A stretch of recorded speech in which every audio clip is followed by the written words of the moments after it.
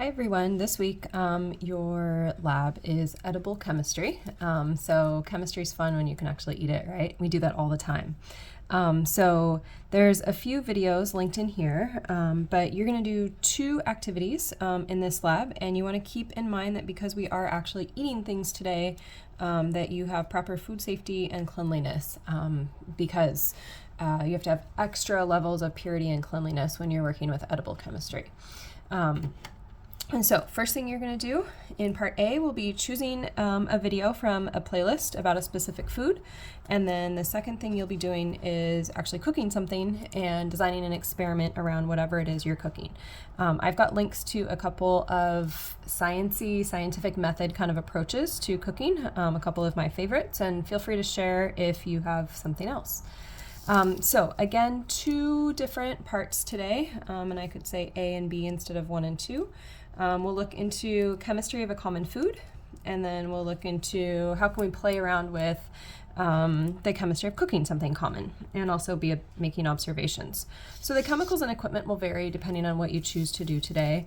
And again, in the PDF, this is a link to food safety, so make sure that you are following all of those guidelines. So first part, you're going to learn about a food, try eating it, and see what happens. All right, so again, there's a playlist linked from the Royal Society of Chemistry out of the UK.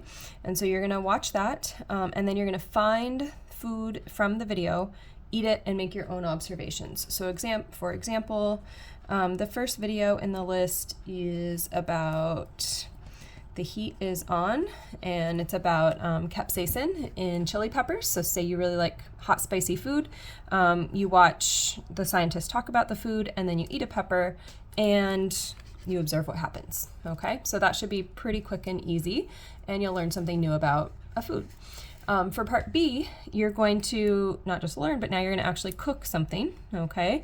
So cooking, we're adding heat, we're seeing likely some chemical changes and some physical changes as well. And so for this one, you're gonna choose one of these 4 different types of foods, just some common kind of basic foods, which allows the experiments to be workable for us, okay? So there's background science articles linked here. You're gonna either work with scrambling eggs, cooking rice, cooking beans, or making chocolate chip cookies. And just a note on quantities here, think about making small batches. So you're doing each of these 3 times, and one of them might turn out great, 2 might be duds. So you don't wanna make a full recipe of chocolate chip cookies, for example. Maybe you make a half recipe and you do it 3 times, okay? Or smaller than usual portions of rice. So you want to design a cooking experiment after doing some of that background reading. Choose one variable to change, and make sure that you control everything else. And feel free to ask me, to consult with each other, to make sure that you set up your experiments well. Your data is going to go into table 2, and hopefully at least one of your experiments will turn out highly edible. All right.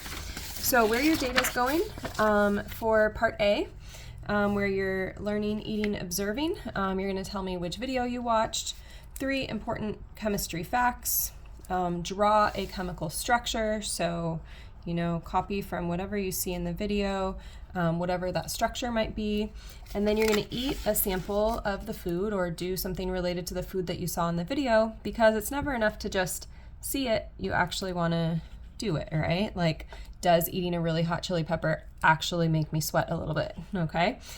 So you'll validate or verify what you saw in the video, all right? So that's your first bit of data. For this page of data, this is where you're going to record what happens when you do your experiment. So let's just say you decide that you want to work with scrambled eggs. So you want to pose a question and be very specific.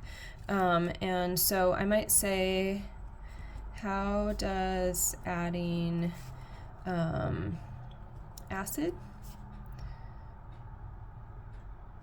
or salt to scrambled eggs affect their texture? And something else to keep in mind is rarely does our first round of an experiment work perfectly. So you might have a failed experiment before it really goes into your final data here. So here we're gonna think about our variables. And so you will add in your own lines here depending on what you decide for your experiment.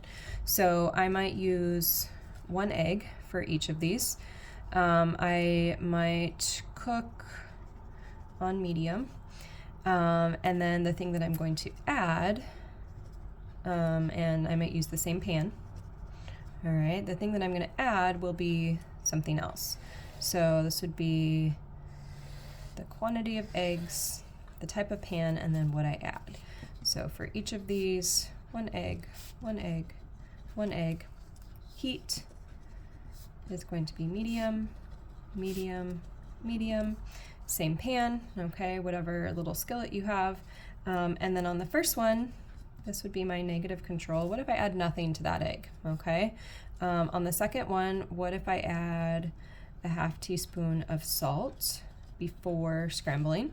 And on this one, I read that lemon juice or acid can change the texture of your scrambled eggs. So I'm gonna add a teaspoon of lemon juice. All right, so you're gonna set up your experiment. Here's my one thing that's changing, and you're making it clear what doesn't change. You want this to be designed in a way that someone else could do it as well, so it's obvious what you did.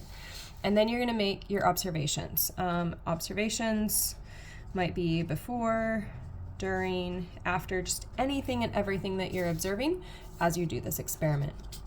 Once you've done that, hopefully you've learned something, that your way is in fact the best way to cook scrambled eggs, or hey, I should try something new. And so you're gonna write about what pattern you saw, what challenges you ran into, and then if you had another couple hours, what question would you study if you did the cooking experiment again?